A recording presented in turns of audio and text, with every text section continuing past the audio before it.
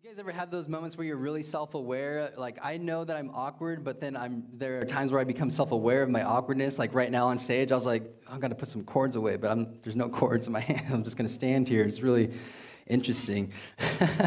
But good morning, church. Yeah, it's Super Bowl Sunday, so go sports, right? Go Niners, go Bears. Yeah, see, so I know who follows sports and who doesn't, because those who are like, don't follow sports, like, yeah, Niners, Bears, and then those who follow sports are like, no, this doesn't make any sense. But we have the Chiefs and the Buccaneers, right? Yeah, who knew? All right, okay, that's enough sports talk for this morning. But anyways, we're going to be continuing in our series as promised as we walk through the book of Joshua. And as we continue to read through kind of their experiences and kind of what they actually went through, I find myself really relating to maybe some of their thoughts or maybe some of their feelings that they encountered as they're like following and trusting God or not trusting God. And it's been really interesting. And to kind of give you an overview about where we've been, but also where we're going, the book of Joshua starts off with them losing their leader. And there's this new leader in place named Joshua. So their original leader, Moses, the guy who led them out of Egypt, let my people go. Here's the 10 Commandments. Here's the Red Sea in front of us, but we're going to walk right through it. The guy that they wandered the desert with has finally led them to the promised land, but he dies right before entering it.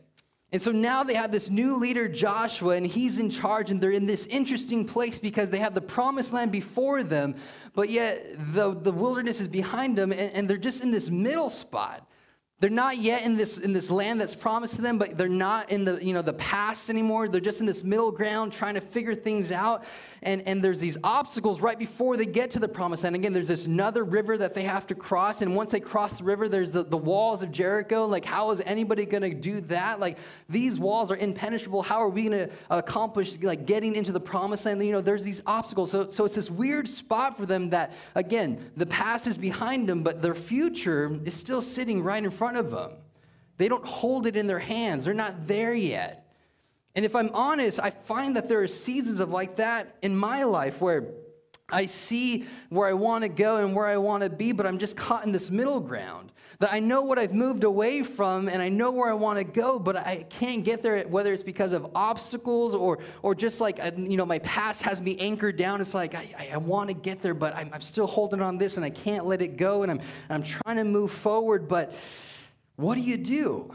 And I don't know if you've ever felt like that, like just being caught in the middle of like, I see where I want to go and maybe I just don't know how to get there, or I do know how to get there, but something's holding me back.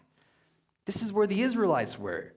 They see their future and they see their past, but they're just stuck in the middle trying to figure things out. But I got to tell you, it's the same thing that leads the Israelites into the promised land. It's the same thing that leads them across the Jordan that is going to lead us. That when they crossed the river to get to the walls of Jericho, God sat in the middle and stopped the waters and allowed them to cross. When it came to the huge walls of Jericho, God led the march every day until the walls came tumbling down.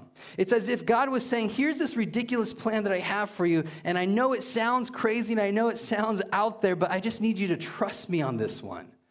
And it might look the same for us.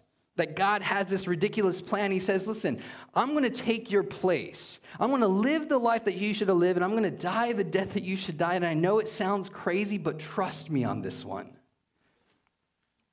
And even when we trust in that plan, though, we also have to realize that once we get over that river, once we get over that wall, even in the promised land, God doesn't promise painless and problemless lives.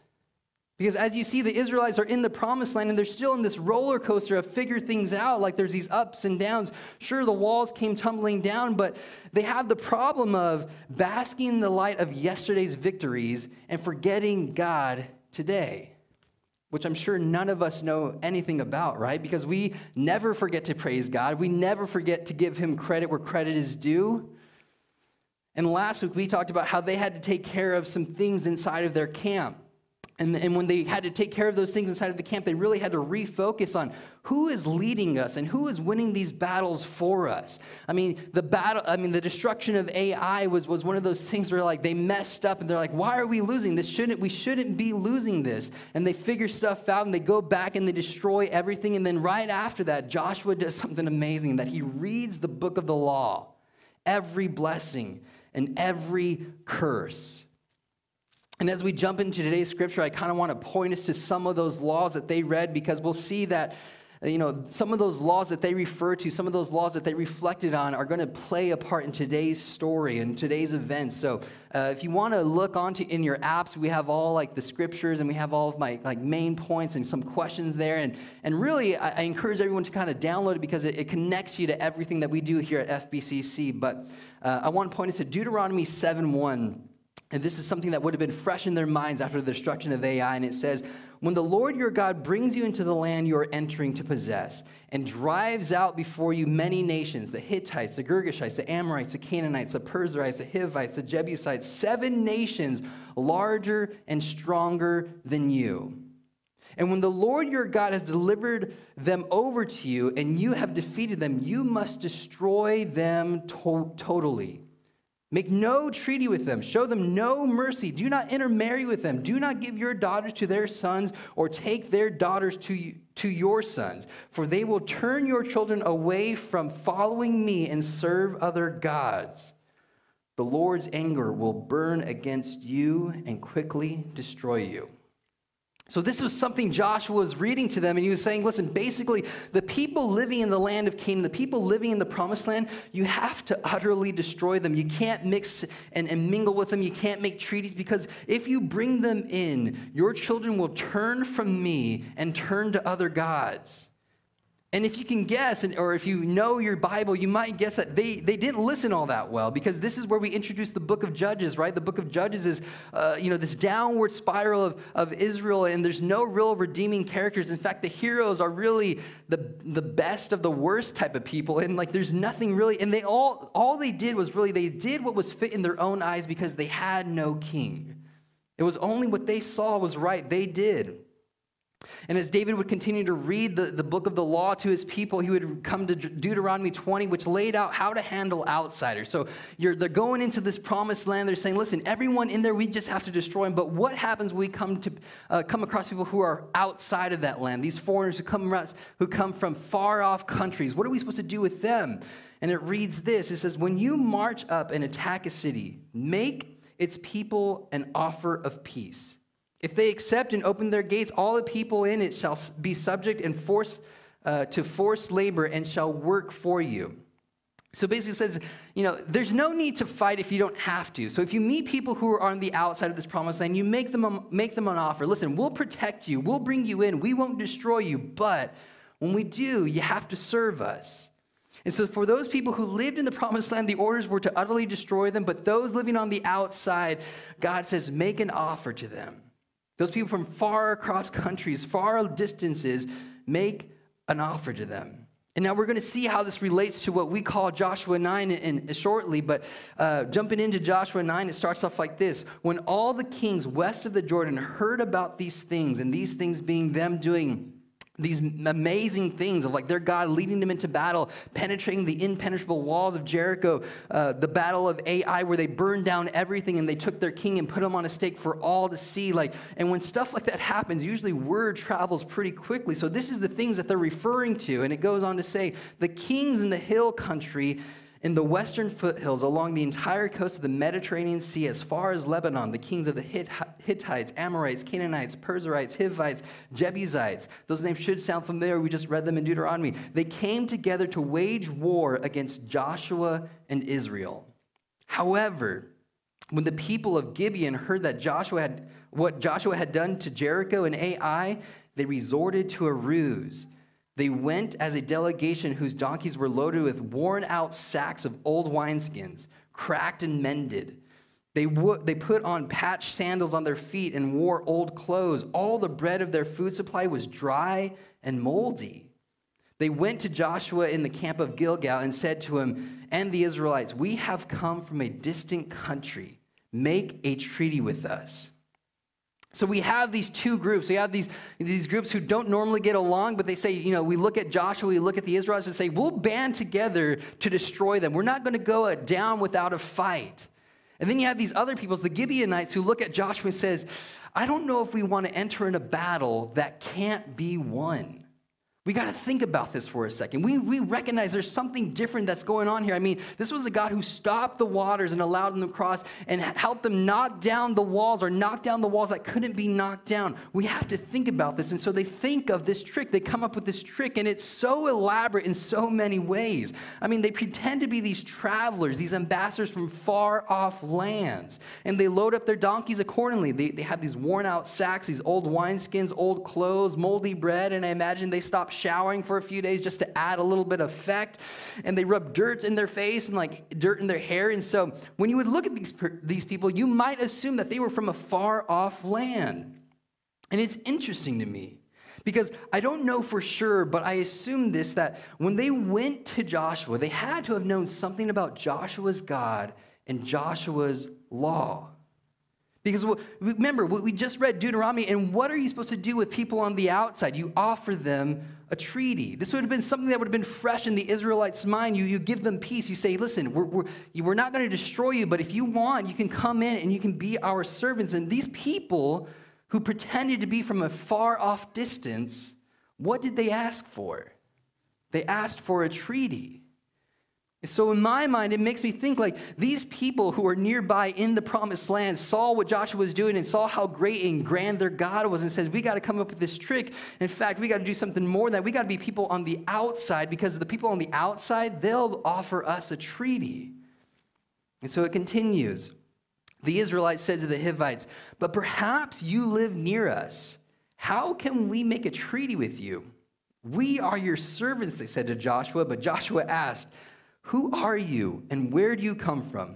They answered, your servants have come from a very distant country because of the fame of the Lord your God. For we have heard reports of him, all he did in Egypt, and all he did to the two kings of the Amorites east of the Jordan, the king of the Heshbon, and the king of Bashan. The Gibeonites are laying it on thicker and thicker and thicker. We're from this far-off country. Make a treaty with us. But where are you from? Listen, we're your servants. I mean, they're almost using the exact phrases and the exact verbiage from Deuteronomy 20. It says, listen, we're from this far-off country, and what are you supposed to do with those people? Make them servants. Offer them a peace offering. Your God is so great. We were from a distant country. Make a treaty with us. We want to be your servants. They're laying it on thicker and thicker and thicker. And it continues. And our elders and all those living in our country said to us, take provisions on your journey. Go and meet and say to them, we are your servants. Make a treaty with us. This bread of ours was warm when we packed it at home on the day that we left to come to you. But now, see how dry and moldy it is? These wineskins were filled and were new, but see how they've cracked? And our clothes and sandals were worn out from our very long journey. And so hearing their story, Joshua and the leaders are kind of suspicious. I mean, they asked them a couple of times, like, where are you from, though? How do we know that you're not a neighboring, city or a neighboring region? Or like, how do we know who you are, who you say you are? So they had their suspicions. And so what do? Well, they go to God. And they pray, and they ask for wisdom, they ask for clarity, they say, we speak truths in our lives, right? No, they don't. Because they're on this winning streak. Life is good. And when we bask in the victories of yesterday, how inclined are we to remember God today? Because this is where Joshua and the Israelites were. They're trusting what they're seeing. They're saying, listen, everything's tattered. Like, who would come up with a plan like this? Who would make themselves dirty? Who would, have old wineskins? Who would put on old shoes? Who would have all this tattered clothes? Who would make up a lie like this? And you think because of their confusion, because of their struggle, they might go to God. Again, because of the victories of yesterday, they forget God today. And they continue. The Israelites sampled their provisions, but did not inquire of the Lord. They didn't go to God. Then Joshua made a treaty of peace with them to let them live, and the leaders of the assembly ratified it by an oath. They didn't go to God, and they did the thing that they weren't supposed to do. They saw with their eyes, they saw these guys tattered up. They saw everything falling apart. They saw their bread and said, yeah, that's moldy. It has to be old. They have to be from somewhere far. They had their suspicions, but what they saw and felt was so much more real. And that's the struggle. That when we see things and we have these gut feelings of like, I don't know what to do. I see something, but I feel something else. What do you do in those moments? Well, they didn't go to God. God was never brought into the equation. And it's the same with us. We have our suspicions and we feel like what is in front of us is so real. We have the storms, we have the good news, we have the comfort, we have all those things. And in those moments, do we go to God or do we just trust our own strength? Because trusting our own strength worked that one time, so it has to work every time, right? I don't know. Probably not. The story continues. 3 days later, they came to a treaty with the Gibeonites. The Israelites heard that they were neighbors living near them. So the Israelites set out and on the third day came to their cities. But the Israelites did not attack them because the leaders of the assembly had sworn an oath to them by the Lord, the God of Israel. The whole assembly grumbled against the leaders. But all the leaders answered, we have given them an oath by the Lord, the God of Israel. We cannot touch them now. This is what we will do to them. We will let them live so that God's wrath will not fall on us, breaking the oath that we swore to them. And they continued, let them live, but let them be woodcutters and water carriers in service of the whole assembly. So the leader's promise to them was kept. And you kind of have to give them props for this because, they realized that they messed up. They realized that they did something wrong. And they were smart enough to hold to the truth of their oath to them. That, listen, we made an oath to you, even though you deceived us, even though you lied to us. We realized that we did wrong, but we're going to hold up our end of the bargain, even at the cost of looking bad in front of our people. Because they realized that two wrongs wouldn't make a right. They dishonored God by not going to him in the first place, but then breaking an oath after they made an oath, probably not the best idea. And the crazy thing is that they're holding this oath to people who deceived them. That the people who wronged them, they still honored them. That these Gibeonites came to them and they wronged them, but the Israelites saw them and said, we're still going to honor you and hold true and keep our oaths to you. And think about that for a second. The people who wronged them, they still honored them. And it continues. Then Joshua summoned the Gibeonites and asked, why did you deceive us by saying that you lived a long way from you, when actually you lived near us? You are now under a curse. He's like, do you understand what you just did? You lied to us, and now you're under a curse. You will never be released from service as a woodcutter or water carrier for the house of God. Then Joshua answered, they answered Joshua, your servants were clearly told that the Lord your God had commanded his servant Moses to give you the whole land and to wipe out all of its inhabitants before you. So we feared for our lives because of you. And this is why we did this. But now we're in your hands. Do to us whatever seems good and right to you. And they're saying, Joshua, what other choice did we really have? Again, we saw the pattern that God was doing. God gave Moses the commandment to take the promised land, and nothing was going to stop him. I mean, there was a river, there was Egypt behind you, there's a river in front of you, there was walls there, and yet you somehow came in front of all that. Again, we didn't really want to enter a battle that we couldn't win, so what else could we really do? Where were we going to put our hope in? We tricked you, but we didn't want to die. And if it's getting water and cutting wood for the rest of our days, well, we'll happily do that if it means having life. So Joshua saved them from the Israelites. They did not kill them. That day, he made the Gibeonites woodcutters and water carriers for the assembly to provide for the needs of the altar of the Lord at the place the Lord would choose. And that is what they did, and that is what they are to this day. Sometimes I look at a passage like that, this whole interaction, this whole story of like people lying and messing up and figuring stuff out and not going to God when they should have gone to God. And you have bad guys and good guys, but sometimes the good guys look like bad guys or they just get it wrong. And I'm like, what's the big takeaway? Like, how can I be blessed by this and how can I bless others?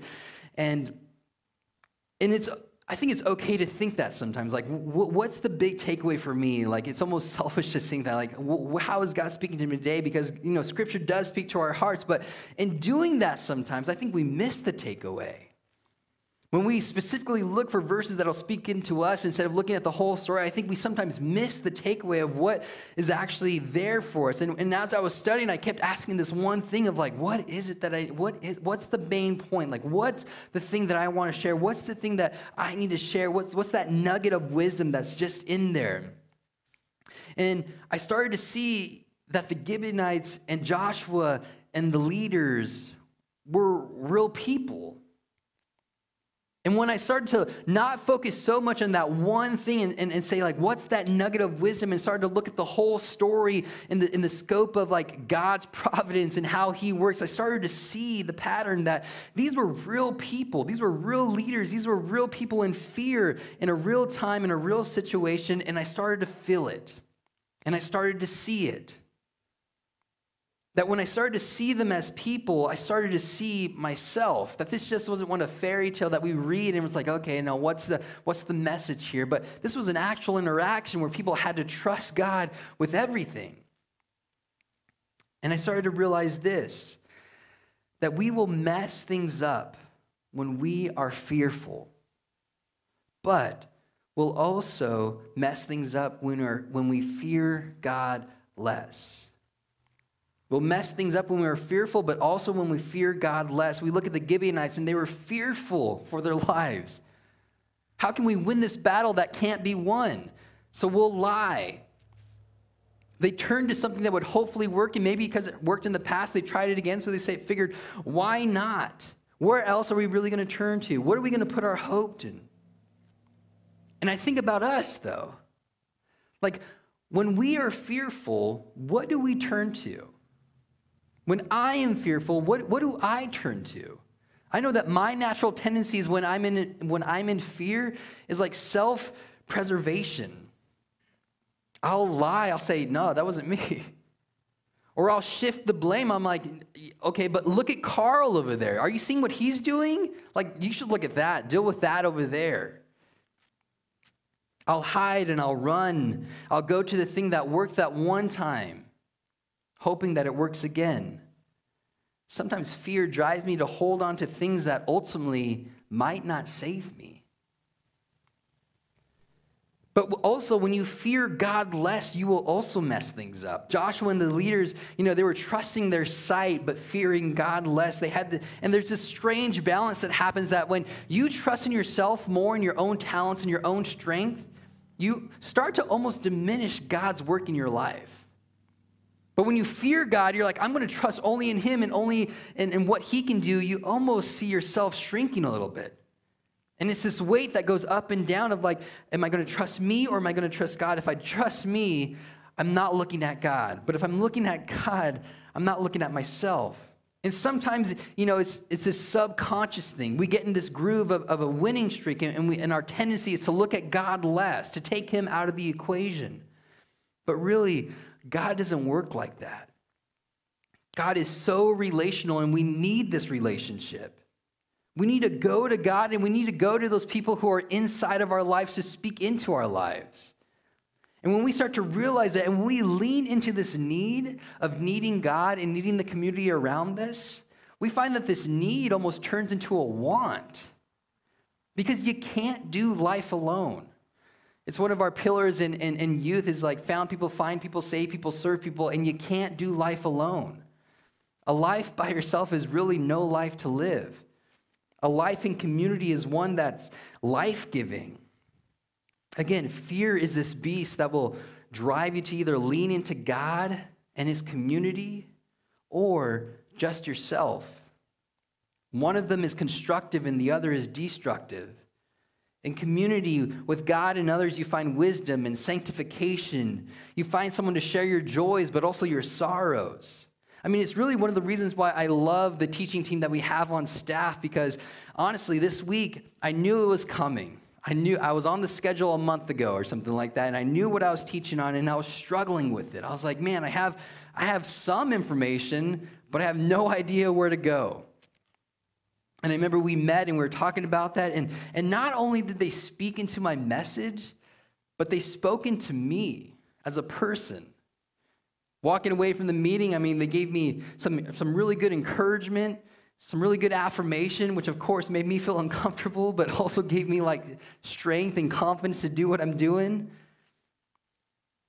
And also, on the other side of things, like in confession, just a couple of weeks ago, I was really struggling with my wife, Casey. You know, I was just in this crazy cycle of being unloving and feeling disrespected.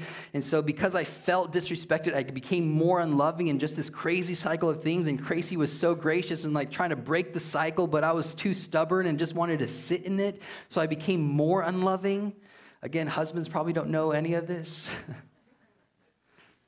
But, you know, after a few days of like just wrestling, and not so much even with her, but just with myself of like, why am I doing this? Like, why do I continue to feel like this? And I know she's working to like not be disrespectful, but I still feel it, or I want to feel it. I just want to be angry at her. I don't know what it is. And I'm laying in bed and I can't sleep. And I'm having these thoughts of like, what's wrong with me?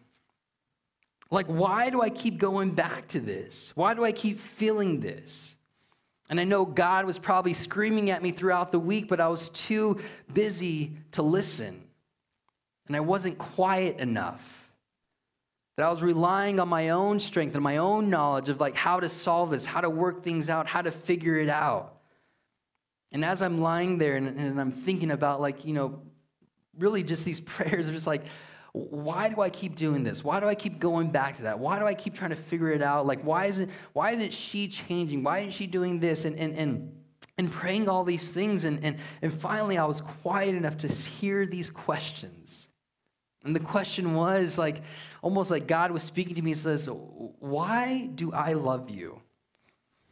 It was like an easy question. I was like, I'm awesome, right? But you know, that question is like, God was asking, is like, why do I love you? And I was thinking about it and thinking about all those things, but then it came down to like, well, I guess you love me because I'm your child. Simple answer.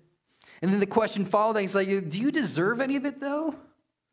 What did you do to actually deserve my love? It's like, well, I guess I'm not that awesome, huh? I didn't do anything to deserve it. And then the questions followed. It's like, well, who is Casey? Who's your wife? Well, she's my wife, but can you believe how she's treating me? Can you believe the things that she said? Can you believe the things that she did? And immediately, I'm shifting the blame. I figure if you can focus on them, if you can focus on her, then I don't have to focus on myself. And the questions kept coming, but who is she? I'm doing that thing of self-preservation, of trying to not focus in on what's wrong with my heart, but really everyone else is the problem, right? The questions kept coming, but who is she? Well, she's my wife, and I get that part, but also she's the mother of my kids, and I love her greatly for that. She loves our kids fiercely, and the thoughts of saying like, okay, if she loves my kids fiercely, then I love that about her, that maybe that's a starting point for me, that maybe, breaking this unhealthy cycle of being unloving and disrespectful, and this crazy cycle of it keep going and going, maybe I can start there. That I can just love her for just being the lover of my kids, of taking care of them fiercely, of looking out for them and just loving them so much. Maybe I can start there. And the question kept coming, but who else is she? Who is she? And this is when my heart started to sink more and more, because I realized that the question wasn't so much who she was, but whose she was. And again, it came back full circle. It's like, well, if I'm a child of God and that's why I'm loved, then she's also your child. She's also loved. And God started speaking into my heart of just saying like, and I love you both, not for anything that you've done, but everything that I've done. That there was an oath and there was a covenant and there was a promise that I made through Jesus. And I would continue to show you love despite how well you acted. And that if you really loved me, that you would show me by how well you love my children. And it was this whole conversation of me just working through the steps of like, I can't get past this, but I can get here, and then I can move here. And I was just too busy to go to God with it. That in this crazy cycle that I was stuck in, I was too prideful, I was too stubborn to even pray and ask God, what's wrong with me? What's the deal here? That because of Jesus, we have this relationship where we no longer have to question how we're doing with God. If Jesus is willing to die for you, you know that he's not against you. And so once you can figure that out of like, I don't have to question this relationship, then God looks at us and he says, well, how are you doing with the people around you, beside you, across from you? And so for a second, like think about this and dream with me. Like if honoring God is one of those things that we're called to do, and when we're fearful, what do we honor? When we're prideful, what do we honor? So what would a life look like if we honored God? Like truly honored him? Would we go to him for counsel? And why would we go to him for counsel? I mean, why do you go to your boss or your best friend or your lawyer or a doctor or your accountant? Do you go to them because they know you, they know their field, and you trust them, and they're good inside of their field? Probably. Probably why you take counsel in them.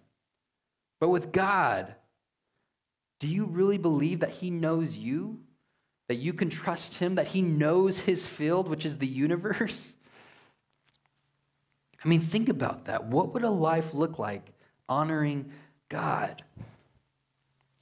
When we're in fear, when we're lost in our pride, what would our world really look like? And also think about this, that we are all writing our stories one decision at a time. That what if we lived a life honoring God and others, but owning when we would mess up? Not shifting blame, not pointing fingers, not running, not hiding, but owning it. Yeah, I messed up here. Will you forgive me for that? This is where the part where I can take ownership of how I've messed things up. I need to say sorry for that and ask for forgiveness in those realms. Like, what if we honored God by really being accountable? I messed up. What would life look like? What if we lived a life honoring God even when we were wronged by others? What would the world look like then? Knowing that someone has consciously wronged us, how could we still honor God in that situation? What would it look like? And I can tell you that for the Israelites, when they honored God, when they messed up, when they honored God, when they were wronged by the Gibeonites, again, these liars came into them and they lied to them. And now that they're servants and they're bringing water and wood to the altar, the priests are sacrifices. When the Israelites honored God, it changed the Gibeonites' lives. Again, these liars, these outsiders who were brought in because of the Israelites honoring God in that situation, of not destroying them, of saving their lives, of them making them serve, the Gibeonites' lives were changed. Joshua 21 talks about how Gibeon is one of these Levitical cities now. 1 Chronicles 12, you read about the Gibeonites who fight alongside David. Now they're part of his inner circle. 1 Kings 3, Solomon goes to Gibeon. And he makes a sacrifice to the Lord, and he asks the Lord for wisdom there. The Gibeonites were grafted into God's kingdom, and it all started with a lie, which is so weird to think about. That there were these outsiders who tried to work their way in by coming up with something elaborate, trying to work their way in by a lie, but only to find out that God was going to bring them in. These outsiders were brought in by God. And imagine that. if living a life honoring God can not only change us, but change the people around us, what would the world really look like? Would it be more patient? Would it be more kind? Would it be more loving? Would it be less envious or boastful or proud or rude or self-seeking? Dream about that. So the two questions I have for us to wrestle with this week is, how can we lean into God when we are fearful? When we are full of fear, how can we lean into God? Is it by going to God? Is it by resting in our community? How can we lean into God when we are fearful? Is it being open and honest about those fears? Is it trying to recognize those fears? Is it not running or shifting blame or hiding? The second one is, how are we loving our enemies while honoring God? Because that's the hard part sometimes. When we're wronged, again, self-preservation, we want to wrong them back. We want to get even. But how are we called to honor not only those who look and act like us, but those who look and act nothing like us? In our fear, we were God's enemies. We were preservation stuff. Like we were going and we were lying and we're trying to hold on to those things that might not save us, but maybe they would. We were his enemies in our fear. But Jesus sought us, and he kept an oath to us, even when we couldn't keep our end of the bargain. Ephesians 2 says this, remember that at the time you were separated from Christ, excluded from citizenship in Israel, and foreigners to the covenants of the promise, without hope and without God in the world. But now in Christ Jesus, you once were far away, have been brought near by the blood of Christ. So God, we just love you this morning so much that by these ridiculous plans you have brought us near, that when we were enemies and when we were fearful and when we were lying and stealing our way into the kingdom, you said that's not going to work, but I'll bring you in and transform you from the inside out. That your love comes into our hearts not based on our performance, on our accolade or our name, but your love comes in solely because you love us, because we're yours. Again, it's not who we are, it's whose we are. And I pray when it comes to our fear, when it comes to our pride, that we can take those seconds to rest in who you are, to trust in the community you've put in around us. Because again, we can't do life alone, God, and you've set that up for us, that we can have a community that builds and sanctifies, that is joyful in our joys, but also sorrowful in our sorrows. So we love you and we thank you, and all God's children said,